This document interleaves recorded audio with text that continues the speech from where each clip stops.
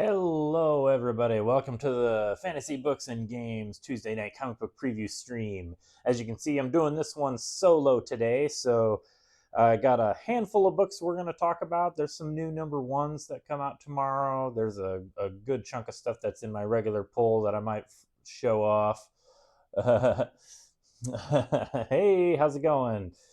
So let's just jump right into it. I always like to start with facsimiles, and I feel like I've been talking about these all year, these Amazing Spider-Man books, but honestly, they're just really good. These are some of my favorite era of Spider-Man, just the black suit era when he had the alien costume. So this just kind of continues that saga. It's in honor of I think is it the 40th anniversary? Yeah, it has to be the 40th anniversary. That's why Marvel's reprinting the Secret Wars miniseries, and they're also reprinting the symbiote, the alien symbiote saga in Amazing Spider-Man. The alien symbiote that would eventually go on to become Venom. And you actually see him in this issue. He's been captured by the Fantastic Four, but then he escapes. Spoiler alert. There's like a page here where you see, yeah, there you go. See the alien costume running around. It's before he has to find a new host or he's going to die. So good comics. I'm just a big fan of that era of Spider-Man, so I'm really glad that they're reprinting it. It's nice to kind of read it in a monthly format. Also coming out in the also like a 40th anniversary, DC's doing their Crisis on Infinite Earths. And I haven't had a whole lot to say about this series. I'm reading it for the first time with these facsimile reprints, but I got to say, this issue, this is a classic cover. This is one of those iconic DC covers. This is the issue. If you can't tell from the color, spoiler alert, Supergirl dies in this issue. And that was a big deal. That was a big deal because back in the 80s with DC, they didn't really do like permanent changes with their characters or their stories. Like their stuff was just kind of always was what it was. So DC doing this Crisis comic where it had permanent, lasting changes to the official status of the characters, that was a huge deal. So yeah, an iconic character like Supergirl dying was major. Like I wasn't buying comics at that time. I was a tiny little baby kid, but people at that time were pretty blown away by it, as I understand it. Also coming out tomorrow, notable, worth mentioning, is a second printing of The Moon is Following Us. This is the first issue. I talked about this one when it came out. This is a new series by Daniel Warren Johnson and Riley Rossimo. I really enjoy this comic. I think it's a good like fantasy world setting. There's a little bit of an emotional twist to it. I don't want to spoil the twist of this first issue, but a lot of cool stuff. They do a really good job of utilizing the fact that there are two artists working on this book. This art is really good. This is by Riley Rossimo. Daniel Warren Johnson also does some art, but I'm not going to show any of the art from his pages because it's a bit of a spoiler. But one cool thing about this is the second printing of the first issue. This is an homage cover. If this cover looks a little familiar to you, it's because it is Daniel Warren Johnson kind of riffing on the Transformers cover he did for his Transformers series from last year. So you can kind of see there, it's like the same pose. So this is definitely a swipe, as they say in the industry, but he's swiping himself. So just kind of a little thing that he's doing. But yeah, really enjoyed this one. Looking forward to the second issue. Should be coming out soon. Is it next week? Possibly. I don't remember, but yeah, really enjoying this series. I can't recommend it enough. This is one of my favorite. Admittedly, we're just going off of the first issue, but it is a strong first issue. So I'm really curious to see where it goes. Let's see. Hey, Alex, how's it going? Glad to see you join the chat. Let's see, what else do I have that's coming out tomorrow worth noting? I've been talking about this every time that it comes out, but there is a new volume of A Man and His Cat. And I like to talk about this because it's a little bit different than the normal stuff we talk about on this show, especially since our dear friend Celeste can't be here with us. Uh, she is, I am all alone. You're right. So you're just gonna have to keep me occupied in the comments. Just sound off. I don't care what about. But yeah, Man and His Cat. I am enjoying this series. It is. Definitely something that's more. I mean, it's a manga, as you can see. It's a pretty funny comic though, because it's about this fat, like super cute, stupid looking cat, and he's kind of a doofus. And I'm shocked. I say, like, here's like a good little strip about how he's gotten fatter over the years. I am shocked that this is volume 12 of this series, because I have to be honest, I really, really like this. I've been following it from the first volume. It is really entertaining. It's really cute and super wholesome, and it's all of that. But like, it's just slice of life stories about what it says on the cover: a man and his cat. And I have to imagine you would kind of run out of steam after 12 volumes, but they throw some stuff in this to spice it up. Some more animals get introduced, and they also do a lot of stories about the man's personal life. That's kind of the two. There's like two stories going on. It's his relationship with the cat, and then his relationship with everybody else around him, and how the cat kind of gets in the middle of all of that. So yeah, really, really good book if you're if you're into like super cute manga series about cats. I recommend that one highly. Another book coming out tomorrow, going in the complete opposite direction of A Man and His Cat, is Penthouse Comics. Now, I've been talking about this one every time it comes out. I really like this one. Actually, I like to recommend it because it's despite what it says, the negative stigma of it having the Penthouse title on it. It's really, really good comics with fantastic art. But I have to be careful about which pages I show, because it definitely is adult stories. But like, you can see this first comic here, just like beautiful page layout. Like, I really like the characters, full pages too, like just like beautiful backgrounds, good characters. It's all very European, without dropping any specific artist references.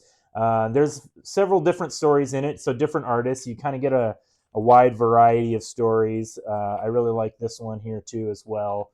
Like, here's another shot of a really good page. That's it's pretty clean. It's violent, of course, but we don't care about violence. We just can't show any sex stuff. Yeah, very, very cool comic.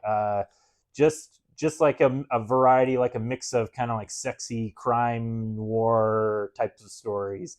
As I've said before, it reminds me a little bit of Heavy Metal in its heyday, the Heavy Metal magazine, but except without any of the science fiction or like fantasy elements, and it's just pure like pulp, noir kind of crime kind of comics. So good stuff. I'm really enjoying this series. Like I said, despite the negative stigma you might have for the Penthouse name. All right, let's. We got a few things in my poll to talk about. I guess I should have said up front that this probably is going to be a pretty short episode of the preview stream. There's like a handful of things coming out tomorrow, but it's not a huge launch. Like, there's no new Absolutes coming out this week. That's all going to be next week. Absolute Wonder Woman. But like I said, there's several things that are in my regular poll, so I might dwell on them a little bit longer than I usually do when we have to get through it. But there are 3 new number 1 books that I am excited to talk about. That I read all 3 of them today, so I'll give you my opinions on those. But real quick before we do that, just to show off some of the stuff in my poll, Hate Revisited is still coming out. Yeah, the new Wonder Woman will be pretty interesting. Hate Revisited, I really like this comic. I'm a big fan of Peter Bagge, and it's just a lot of really, really funny stuff. I guess I also should be careful about which page I flip to on this one. Yeah, hyped for Batman and Robin. That's one of the ones I'm going to talk about by the end of the show. So don't you worry about that. I have a lot to say about it. But yeah, Hate Revisited, good political satire from Peter Bagge. He's just good. If you like underground comics, alt comics, this is definitely something you should be reading. It's from Fantagraphics, so if you know what that is, that pretty much tells you everything you need to know. Also, in my regular poll, Batman, Superman, World's Finest. I've been reading this. 32 issues that this thing has been going on, and I'm kind of surprised. Another thing, I guess I forgot to point out last week. I'm really happy to see that DC is back to their classic logo, the circle with the star, the bullets in it. That started last week, I believe, with Absolute Batman. Yeah, since when are comics getting political? Yeah, right. I mean, nothing political about that. But yeah. Yeah, this is going strong still. Like Mark Waid, has been writing it for 32 issues. There've been a couple of different artists kind of rotating in and out of it. I don't want to sound too down on anybody because I think it's had pretty good art for the entire run, but I do sort of kind of wish Dan Mora was illustrating the entire thing. And I understand why you can't have him illustrating the whole series because he's bouncing back and forth between different comic book series, and he's getting ready to do the new Justice League series, I believe, with Mark Waid. So it's kind of like the team that made this book so awesome in the first place. They'll be starting the new Justice League books pretty soon. Yeah, Dan Mora is great. I love Dan Mora. But yeah, so like the artist on this one, Gutierrez, I think is what his name is. It's solid. It's good. But this is continuing the story that they set up in the last one, where Eclipso is the villain, and they even involve the whole Justice League. So this story, in many ways, feels kind of like a preview of what we might expect in the Justice League comic. It's essentially like a Justice League Unlimited, I think. So really, I am looking forward to that. I'm wondering how these two comic book series are going to exist side by side, Justice League and Batman Superman. Because as I said, this sort of feels like it's already a Justice League comic in many ways. I'm hoping that Mark Waid writes Justice League kind of in the tradition that he's been doing with Batman Superman, where he can just kind of pull random characters for whatever like story he wants to tell. So we can have, you always got to have like a Batman, a Superman, or a Wonder Woman, but I really want to see him just like pull out random, like Booster Gold or like Metamorpho or something like that, which is kind of what he's been doing with World's Finest for the last 3 years. Um, so yeah, definitely looking forward to that. Hey, we got a first time chat. Hey, Jordan, is that you? Good to see you in the chat. Thanks, buddy. Also in my regular polls, Destro number 5. Now, I was told today by our good friend Celeste that she's very sad that she can't do the stream with me tonight like she normally does, but she is a little relieved that she doesn't have to listen to me talk about G.I. Joe for like 20 minutes. And so all I can say is I'm sorry, Celeste, but I am going to talk about G.I. Joe for 20 minutes. I have to now. Celeste isn't here, and I finally get the chance to just cut loose. No, I'm just kidding. But this Destro series has been awesome. Written by Dan Waters, beautiful art by Andre Bressan. I am just really liking this new Energon series, G.I. Joe and Transformers books. I really like that they just got the look down, like the characters, they look like the toys, and just really, really, really great stuff.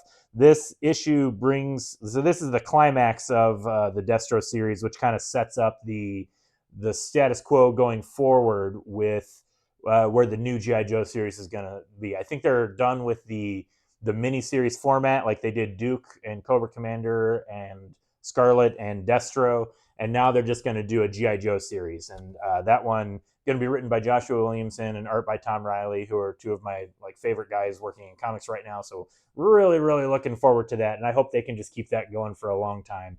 But yeah, this was, I don't know. I mean, I've liked all of the Energon Universe G.I. Joe books except for Scarlet, which we talked about a little bit last week. So I'm not without my criticisms, but Destro might be one of my favorites out of all of them. It's just, I don't know, the villains are cool characters, and Destro is just like this story. Just they really give Destro his due to show like why he's such a great villain and how cool he is. And Cobra Commander is in it briefly, and Cobra Commander is also pretty awesome. So I just, man, I'm just so into the G.I. Joe books. I never thought I would be so into G.I. Joe in the year 2024, but here we are, man. They're just killing it.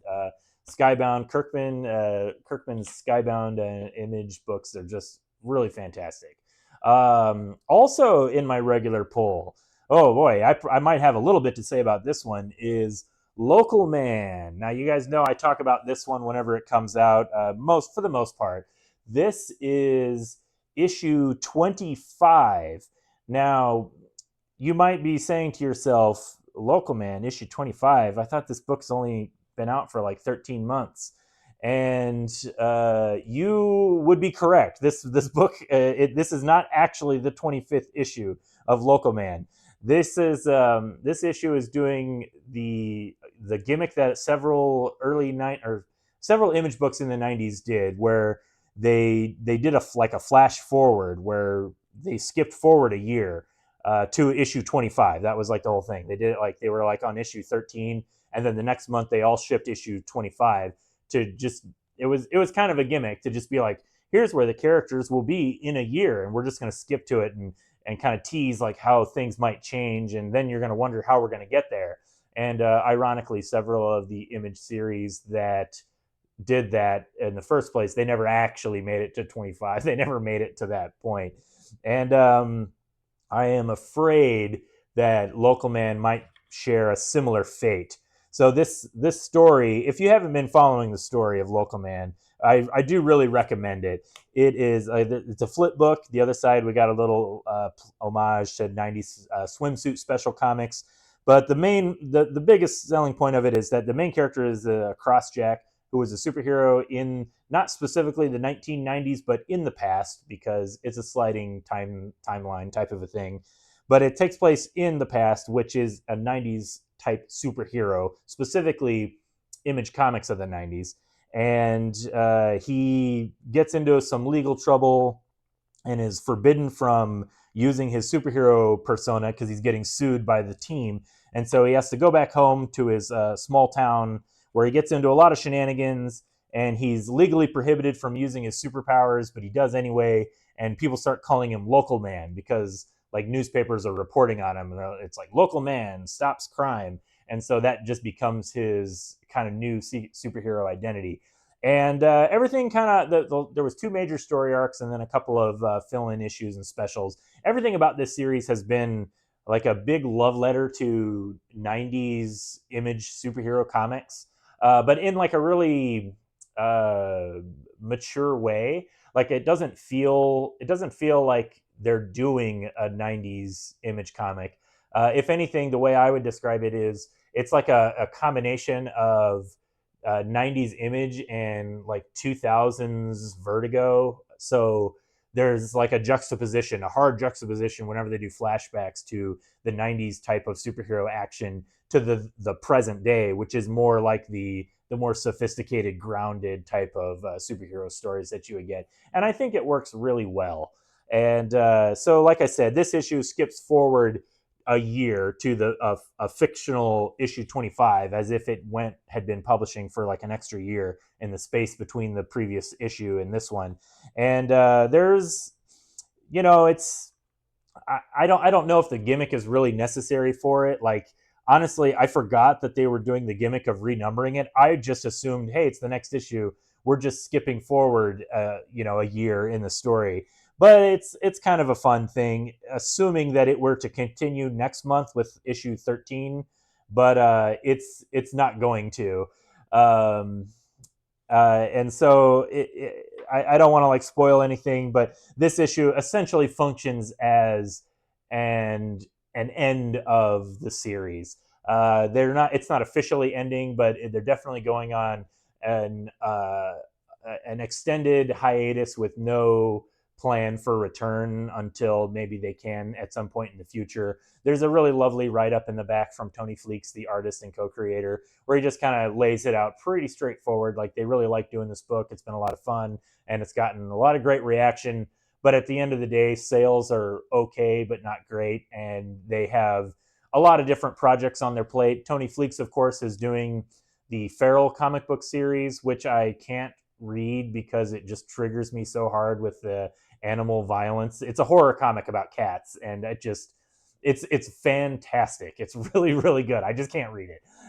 He's doing the art for that, and Tony Fleecs is also writing the Army of Darkness comic that I've been talking about. So they're all busy. They're working, and this I think they just both kind of Tim Seeley and Tony Fleecs, the two creators of the book, they both kind of came to the conclusion that this is a logical spot to put the book on hiatus. You flash forward a year, you kind of get to a little preview of what the characters have been up to, and it works as like an epilogue to the previous I think they've done like 15 issues. I forget, because there was like a couple of specials. There's like 6 issues. Then they did like a fall autumn special, and then there's like a summer special and some crossover special. It's all really really good. So if you haven't read Local Man, I highly recommend it, especially if you like a lot of the older stuff. Like the big sell of this, of course, is that it takes place in the 90s Image continuity. So there's all these references to the 90s characters like Spawn and Silverhawk. Like some of them kind of show up in it here and there. Savage Dragon. It makes a lot of references to Youngblood without naming any of their names, because they're legally prohibited from doing so, because Youngblood is no longer a part of the Image universe. That's a whole story, but we talked about that in, I think, either the previous issue or two issues ago, where there's like an important character is a Youngblood character, but they can't say her name, and it's just all like implied. But yeah, it's all really good.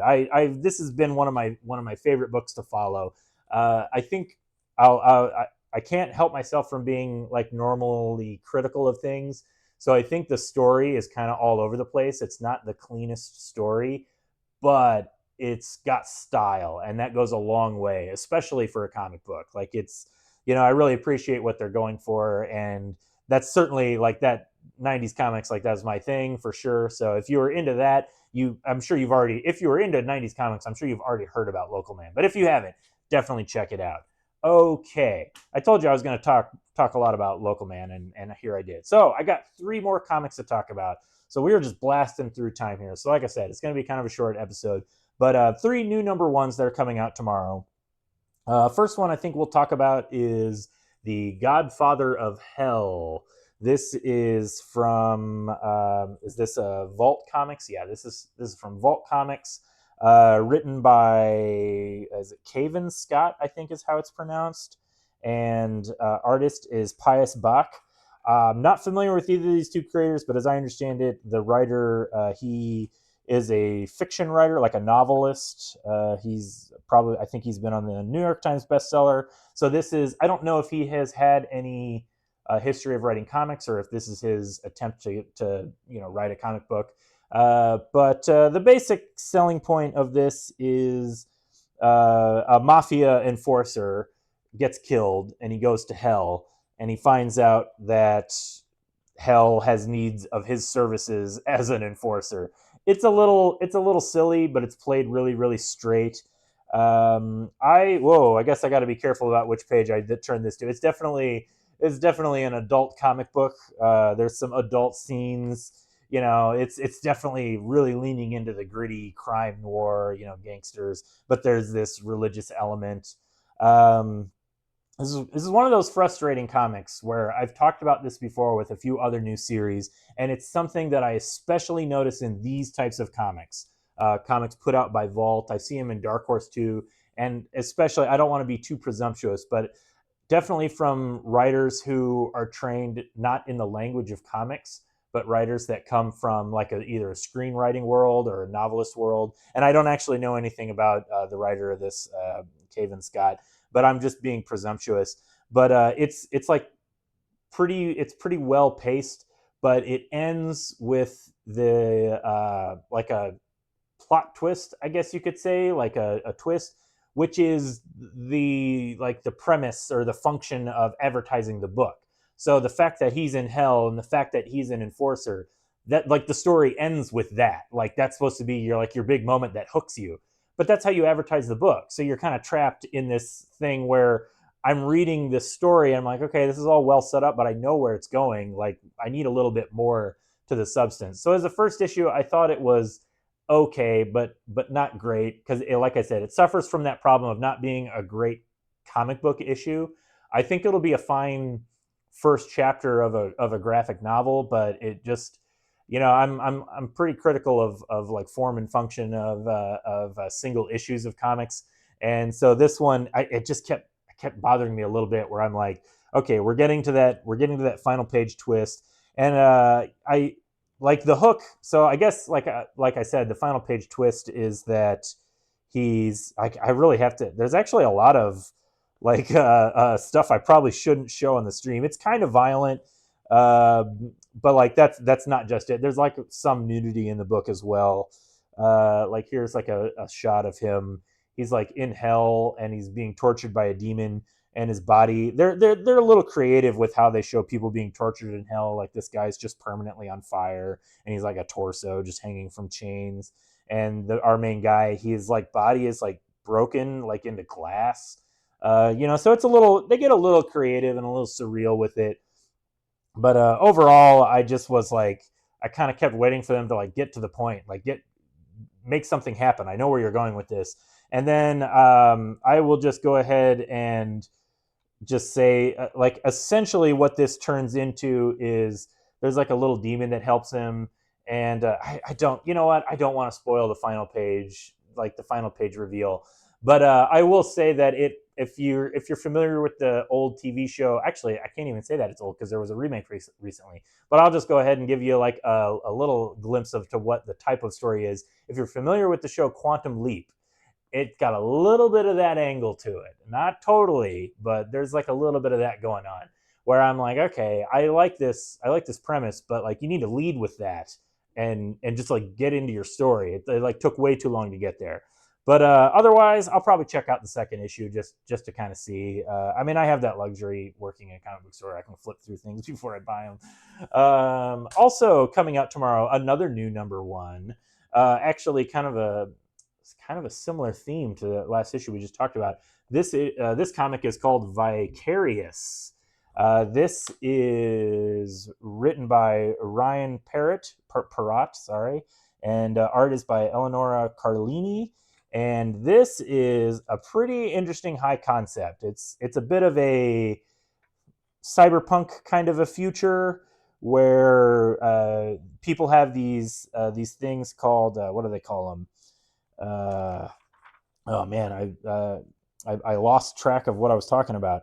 They have a thing where you essentially can just like jack into somebody's brain, and I guess they call it proxy. Yeah. So there are people that have these like proxies in them, and then you can get on the internet and like log into your like virtual reality account, and then you're like jacked into their brain. You can't control the proxy's body, but you're just along for the ride. So it's an interesting high concept because it's a thing where it's like it's technically illegal, and people will use it to like go on illicit adventures that they wouldn't normally do in person, or do crimes. Just like you want to get the thrill of feeling like you're robbing a bank, you just have some guy rob a bank, and then you're just kind of riding along like in his brain, watching it all happen, feeling it all happen too. You're not just watching. It's like you are doing it, but you have no control. And so the story starts off with this character here. He's kind of down on his luck, looking for a job.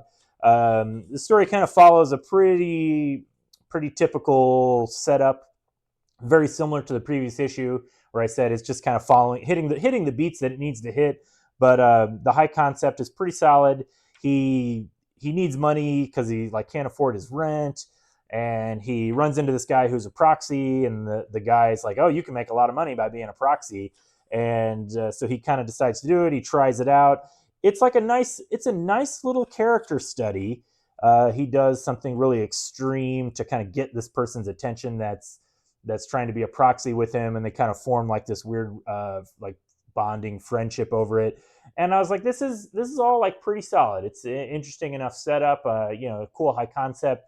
And then there was a final page twist, like a true plot twist, not like the previous issue where the reveal was basically kind of the selling point.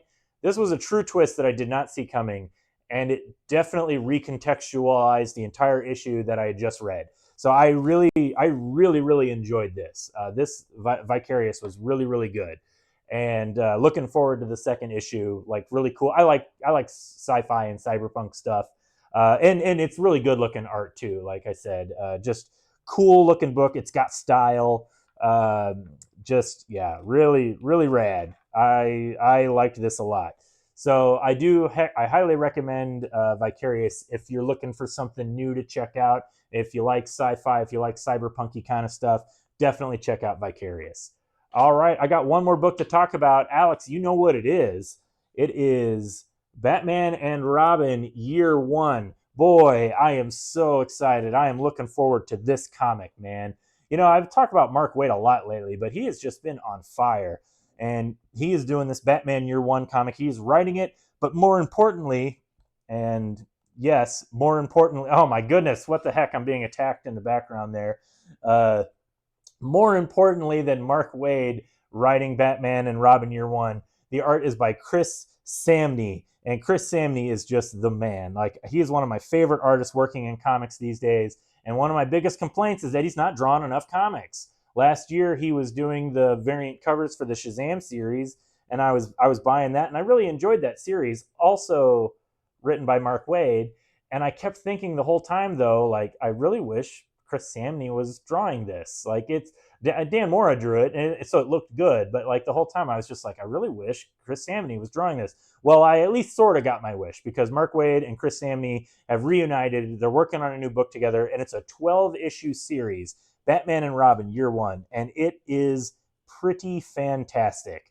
You know, the world has too many Batman books in it as it is. I don't need a new Batman book to read, but man, if I was going to pick one Batman book, this might be it. This is just so good. Looks beautiful. Chris Samnee's art is great. Mark Waid really gets the characters, and I always like it's always really fun to read Year One stories with Batman because you kind of get him. It's when he's younger and he's kind of working things out. And a lot of Batman stories, especially newer comics, Batman has a tendency to be, you know, overpowered. Like the whole prep time thing. Like with enough prep time, Batman can do literally anything. And so there's like that. Like that kind of seeps into a lot of comics where it's just like Batman is basically Superman's the one that's invulnerable, but Batman is the one that's invincible and unbeatable.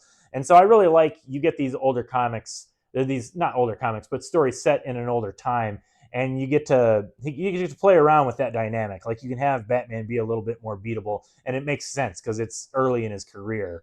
And yeah, Mark Waid gets the characters. Evergreen tweet, man, you are correct, man. I mean, like I think he's a really really good writer, but he absolutely gets the characters, and that's what makes him.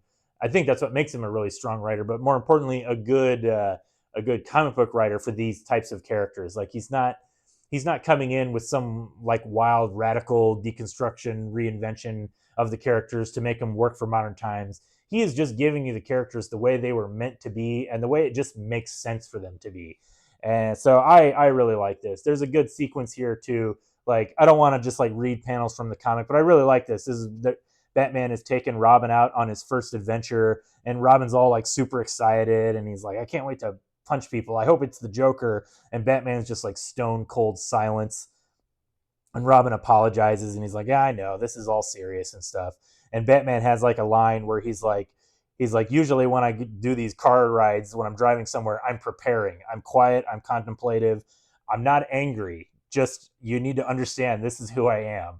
And so it's really nice to just get that like character moment between the two, and you're kind of seeing their dynamic develop. Oh, the artist on this, it's Chris Samnee, man. This is the dude. Like Chris Samnee's awesome. Chris Samnee illustrated the Daredevil run with Mark Waid from several years ago. Yeah, Samnee's an old pro. He's been working in this industry for a long time. He's got a lot of great comics. So this is a really big deal to see Chris Samnee drawing a full comic again, because I feel like he's kind of settled into just doing like he's pretty successful in the industry, and he's just kind of doing like whatever passion projects he wants to do. He doesn't have to just sit there and do Marvel and DC books. So I'm very very happy to see him do this Batman and Robin. Just beautiful, gorgeous, gorgeous pages. Yeah, yeah, oh yeah. I recommend, if you haven't, like if you're a Daredevil reader, if you haven't read much Daredevil, I highly recommend Mark Waid and Chris Samnee's Daredevil run. It's really good. But yeah, so really, really excellent book. I'm tempted to make this my pick of the week, even though I don't always do that. But like, even with some of my favorite books from my personal pool coming out this week, like Local Man and Destro, like the GI Joe books, I really love them. But man, it's just nice to read something that feels so familiar, but also really refreshing and new at the same time. And that's what this Batman and Robin book is. You just it's the Batman and Robin. If you watch like the animated series, or if you just like the traditional classic versions of the characters, this is the Batman and Robin book for you. So highly recommend this. You can't go wrong. You got to get you a comic content creator. Can't not having a not pick of the week. Yeah, sometimes I hate to say it. Sometimes there isn't a pick of the week, but that's a different discussion. But all right, guys. I think that's pretty much everything I got to talk about. There might have been a few other things on the shelf, but I this was the stuff that jumped out at me. As you know, I don't pay attention to a lot of the normal Marvel and DC books. DC Marvel even less so than DC, but I'll definitely like next week. Absolute Wonder Woman's coming out, so I know everybody's looking forward to that. But yeah, like our friend Dan says, this is how I always end the show. If our friend Dan says, there's comics out there for everybody. It's not just superhero comic stuff, even though I love superhero comics. So if you can't get them from us here at Fantasy Books and Games, get them from somewhere, but you should definitely try and get them from us. You can at least come into the store, talk to me about comics. That's like my favorite thing in the world to do. And just to confirm, Radiant Black 30 and 30.5 are in my poll, right? I think so, but I didn't do the polls today, Alex. So I will double check on that, and I'll message you just to let you know.